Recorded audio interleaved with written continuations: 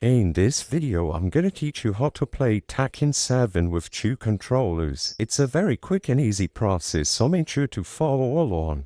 I'm gonna teach you how to properly set up any controllers that you have if you own Tekken 7 in Steam. As you can notice, according to the official Steam page for the game, it has full controller support. What this means is that as long as you have both controllers connected to your computer and they are being detected successfully, as long as you run the game through Steam, both of them will work and you will be able to play through the entirety of Tekken 7 using them both.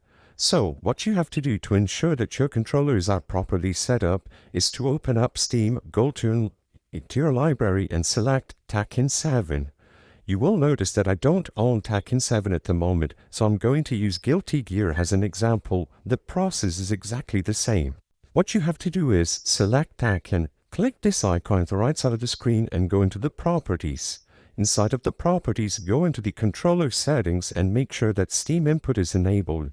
So if it is set to default settings or disabled, you have to switch it to enabled. You can also go into the controller general settings to double check all of these Steam inputs for different brands of controllers and test the device inputs as necessary. As long as all the inputs are working, you will have access to this gamepad icon over here to browse through all of the available layouts for the game. You can select pre-made layouts by the community or use the official recommended one.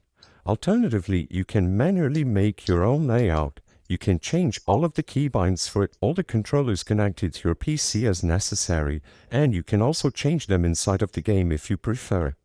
All that you have to do after you enable Steam input for the game is to press any button on the secondary controller that you have, and it will be automatically assigned an account and it's going to start working. The second player will be able to control everything and choose their character as they wish.